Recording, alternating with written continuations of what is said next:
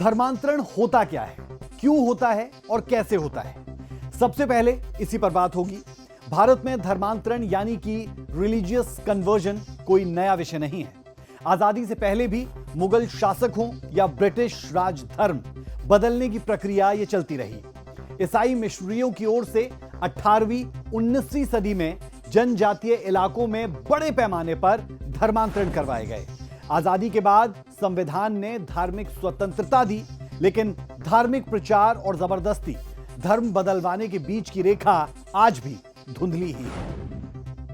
आजादी के बाद से लेकर अब तक भारत में धर्मांतरण का ग्राफ धीरे धीरे बढ़ता जा रहा है और ये आज एक बड़ा सामाजिक, राजनीतिक और कानूनी मुद्दा बन चुका है। धर्मांतरण के पीछे कई वजह है, सामाजिक, साथ ही साथ गरीबी, बेहतर जीवन शैली की चाहत, स्वास्थ्य सेवाएं, शिक्षा, कभी कभी दूसरे धर्म में प्रेम विवाह। धर्मांतरण दो प्रकार का होता है। पहला है स्वेच्छा से, जहां व्यक्ति खुद अपने विवेक से धर्म बदलता है, और दूसरा है प्रलोभन आधारित, जहां मजबूरी, लालच या फिर डर का इस्तेमाल होता है। धर्मांतरण से जुड़े ताजा आंकड़े आपको बताते हैं। साल 2021 से 2024 के बीच साल 2021 में एक अमेरिकी थिंक टैंक PEW रिसर्च के मुताबिक भारत में 99% लोग जन्म के धर्म पर ही कायम रहते हैं। लेकिन राज्यों की बात करें तो छत्तीसगढ़, झारखंड, उड़ीसा, मध्य प्रदेश जैसे राज्यों में ईसाई धर्म में परिवर्तन के मामले ज्यादा देखने को मिलते हैं। साल 2022 में नेशनल क्राइम रिकॉर्ड ब्यूरो यानी NCRB के मुताबिक रिलीजियस कन्वर्जन से जुड़े कुल 515 केस दर्ज हुए, जिनमें से 75% केस ईसाई मिशनरियों पर लगे। 2023-24 में मध्य प्रदेश और उत्तर प्रदेश में धर्मांतरण विरोधी कानून के तहत 1200 से ज्यादा गिरफ्तारियां हुई।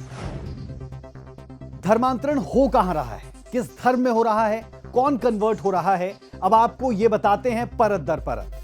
हिंदू धर्म से ईसाई धर्म में कन्वर्जन यह सबसे आम रूप है, खासतौर पर दलित और आदिवासी समुदाय में।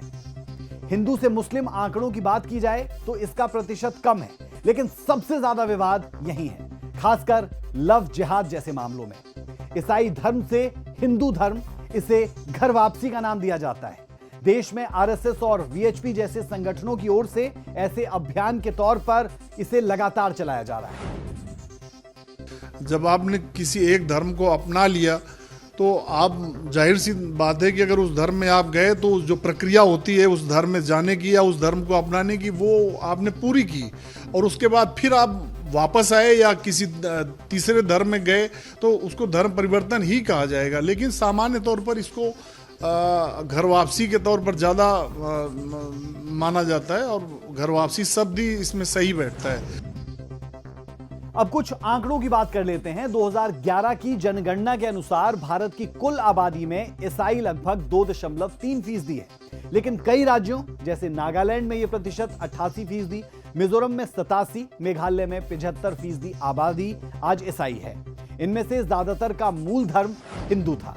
मिशनरी संगठनों पर शिक्षा, स्वास्थ्य और सेवाओं के जरिए धर्मांतरण कराए जाने के आरोप लगते हैं। वहीं 2011 की जनगणना के अनुसार भारत में मुस्लिम आबादी लगभग 14.2% थी, अब ये 16% के आसपास अनुमानित है।